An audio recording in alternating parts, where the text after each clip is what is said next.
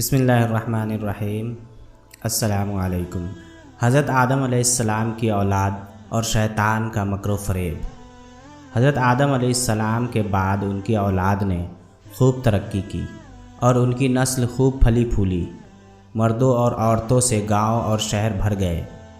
حضرت آدم علیہ السلام کی دوبارہ زندگی ہوتی اور وہ ملک کی سیر کرتے اور ان سے کہا جاتا کہ یہ جتنے مرد و عورت تم دیکھ رہے ہو یہ تمہاری اولاد ہے، تو وہ بہت تعجب کرتے اور کہتے ارے یہ سب میری اولاد ہے۔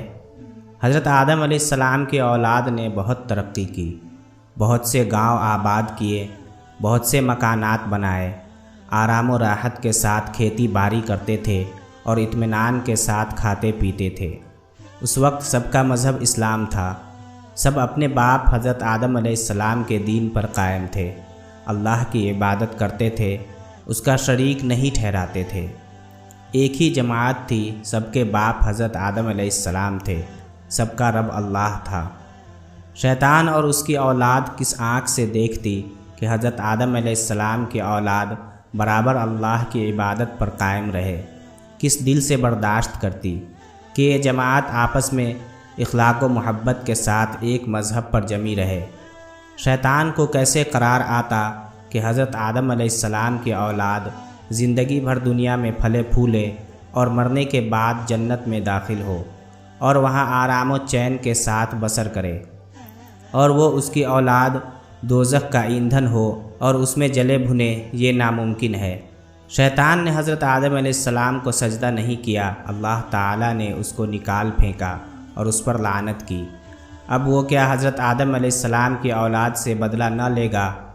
ضرور لے گا۔ ان کو بہلا پھسلا کر ان سے شیطانی حرکتیں کروا کے اپنے دل کے پھپھولے پھوڑے گا، ان کو اپنے ساتھ جہنم میں لے جائے گا تو اس کے دل کی بھڑاس نکلے گی۔ اپنے ساتھ ان کو جلتا دیکھ کر اس کا غم غلط ہوگا، مگر یہ کیسے ہو؟ وہ تو اللہ کے نیک بندے تھے اور اللہ کے نیک بندوں کا دوزخ میں جانا ناممکن ہے۔ شیطان کو فکر ہوئی کہ کیا تدبیر کی جائے اور کس طرح لوگوں کو بہکایا جائے، کس طرح لوگوں کو اللہ کی عبادت سے ہٹا کر بتوں کی عبادت پر مائل کیا جائے تاکہ وہ جنت میں نہ جانے پائیں، دوزخ میں اسی کا ساتھ دے۔ کسی زمانے میں وہ مقرب بارگاہ الہی تھا، اس کو معلوم تھا کہ اللہ تعالیٰ تمام گناہوں کو اگر چاہے گا تو معاف کر دے گا، مگر مشرک کو نہیں معاف کرے گا، اس کا ٹھکانہ جہنم کے نیچے کے طبقہ میں ہوگا۔ بس پھر کیا تھا، راستہ صاف تھا، جو ترکیب اس نے سوچی اس میں کامیابی ہی کامیابی نظر آئی۔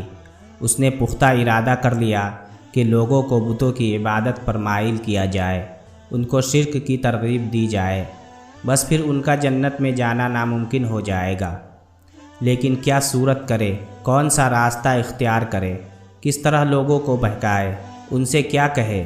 اگر ان سے کہے کہ تم اللہ کی عبادت چھوڑ کر بتوں کو پوجو، ان کی عبادت کرو، ان کے آگے سر جھکاؤ، ان سے اپنی مرادیں مانگو، تو لوگ اس کا استقبال مار اور گالی سے کریں گے، مارے تماچوں کے اس کا منہ لال کر دیں گے اور کہیں گے خدا کی پناہ، ہم اپنے پروردگار کا شریک ٹھہرائیں، بتوں کی عبادت کریں، تو ہم کو بہکاتا ہے، تو ہی نے ہم کو جنت سے نکلوایا، اب یہاں بھی چین سے نہیں بیٹھنے دیتا۔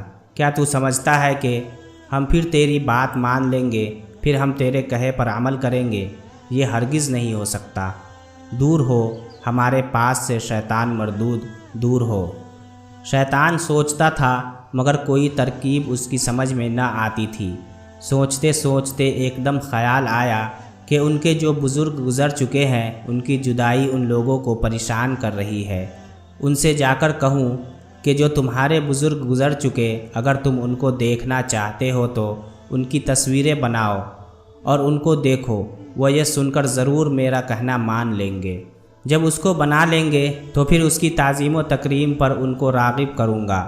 ہوتے ہوتے ایک زمانہ ایسا آ جائے گا کہ وہ ان کو پوجنے لگیں گے، اس طرح میرا مقصد پورا ہو جائے گا۔ اس خیال کے آتے ہی وہ بہت خوش ہوا اور اس نے سمجھ لیا کہ مار لیا پالا۔ جلدی سے ان لوگوں کے پاس پہنچا اور کہا کہ تمہارے فلاں اور فلاں بزرگ کیسے اچھے آدمی تھے، انہوں نے کہا سبحان اللہ، ان کا کیا کہنا، وہ صورت میں انسان اور سیرت میں فرشتہ تھے، وہ اللہ کے دوست تھے، اللہ کے نیک اور سچے بندے تھے، وہ اللہ سے محبت کرتے تھے اور اس کی بے حد تعظیم کرتے تھے۔ وہ ایسے تھے کہ اللہ تعالیٰ ان سے محبت کرتا تھا، وہ جو مانگتے تھے اللہ ان کو دیتا تھا، وہ جو دعا کرتے تھے اللہ تعالیٰ قبول فرماتا تھا۔ شیطان نے بہت رنج و افسوس ظاہر کیا اور کہا تم کو ان کی جدائی کا رنج نہیں ہے؟ کہا بہت، مگر کیا کرے مجبور ہیں۔ شیطان نے کہا تم کو ان کو دیکھنے کا شوق نہیں ہوتا؟ کہا جو بات ناممکن ہو اس کی آرزو کرنے سے کیا فائدہ؟ شیطان نے کہا یہ تمہارے اختیار میں ہے، اگر چاہو تو روز ان کو دیکھ سکتے ہو، یہ کیا مشکل بات ہے؟ کہا ہم کیسے دیکھ سکتے ہیں؟ وہ تو مر چکے ہیں، ہماری نظروں سے غائب ہو گئے، اب ہم ان کو کس طرح دیکھ سکتے ہیں؟ شیطان نے کہا ہم بتائیں، ایک کام کرو، انہی کی ہم شکل تصویر بناؤ اور روز صبح کو ان کو دیکھ لیا کرو، اس سے تمہارا غم دور ہو جائے گا، تمہارے دلوں کو تسکین ہوگی، تم سمجھو گے کہ ہم انہیں دیکھ رہے ہیں۔ لوگ دھوکہ میں آ گئے، اس رائے کو بہت پسند کیا اور جھٹ پٹ انہی بزرگوں کی ہم شکل صورتیں بنا ڈالی۔ روز صبح ان کو دیکھتے تھے اور خوش ہوتے تھے، اور جب دیکھتے تھے ان کی تعریف کرتے تھے اور ان کی عزت کرتے تھے۔ صورتیں بناتے بناتے اب پتھروں کی مورتیاں بنانے لگے۔ دیکھتے دیکھتے بزرگوں کی ہم شکل 20 مورتیاں تیار ہو گئی اور ان کو اپنے اپنے گھروں اور مسجدوں میں رکھنے لگے، لیکن اللہ تعالیٰ کی عبادت میں کوئی کمی نہیں کی، برابر اس کی عبادت میں لگے رہے، نہ اس کی عبادت میں کوئی فرق ہوا، نہ اس کا شریک ٹھہرایا۔ سب سمجھتے تھے کہ یہ پتھر کی مورتیاں تو ان بزرگوں کی تصویریں ہیں، سب جانتے تھے کہ یہ پتھر کی مورتیاں ہیں، نہ ان سے کچھ نفع پہنچ سکتا ہے نہ نقصان، نہ ان سے رزق مل سکتا ہے، نہ یہ کسی کی مددگار ہو سکتی ہے۔ ان کی خالی برکت کے لیے اپنے بزرگوں کی یادگار، اپنے بزرگوں کی نشانی سمجھ کر اپنے دل کو تسکین دینے کے لیے رکھتے تھے اور ان کی عزت کرتے تھے۔ سمجھتے تھے کہ یہ ہمارے فلاں عزیز کی صورت ہے اور یہ فلاں عزیز کی صورت ہے۔ رفتہ رفتہ سینکڑوں کی تعداد میں مورتیاں تیار ہو گئی اور ان کی تعظیم بڑھتی گئی۔ ہوتے ہوتے یہ ہوا کہ جب کوئی آدمی مرتا تو فوراً اس کی مورت بنائی جاتی تھی اور اس کا وہی نام رکھا جاتا جو اس آدمی کا نام ہوتا۔ ان کی اولاد دیکھتی تھی کہ ہمارے باپ، چچا اور دوسرے بزرگ ان مورتیوں کی بے حد تعظیم کرتے ہیں، ان کو متبرک سمجھتے ہیں، ان کو چومتے ہیں، ان کے پاس کھڑے ہو کر دعائیں مانگتے ہیں، اور جب ان مورتیوں کے پاس آتے ہیں تو تعظیماً ان کے آگے سر جھکا دیتے ہیں اور ان کے سامنے جھک جاتے ہیں۔ دیکھتے دیکھتے ان کی اولاد بھی ان کے نقش قدم پر چلنے لگی، وہی کرنے لگی جو ان کے بڑے کرتے تھے۔ پھر تو یہ ہوا کہ لوگ ان بتوں کو پوجنے لگے، ان کو سجدہ کرتے تھے، ان سے سوال کرتے تھے، ان کے نام کی قربانی کرتے تھے۔ اس طرح تصویریں مورتیاں بنی اور مورتیوں سے معبود بن گئی۔ لوگ اللہ کو چھوڑ کر حقیقی معبود کو بھلا کر ان بتوں کی پوجا کرنے لگے اور ان کو اپنا معبود سمجھنے لگے۔ شیطان کا فریب کارگر ہو گیا، وہ اپنے مقصد میں پوری طور سے کامیاب ہوا، اور لوگوں نے ان معبودوں کے نام رکھے تھے۔ کسی کا نام ود تھا، کسی کا سوا، کسی کا یغوث، کوئی یعوق تھا، کوئی۔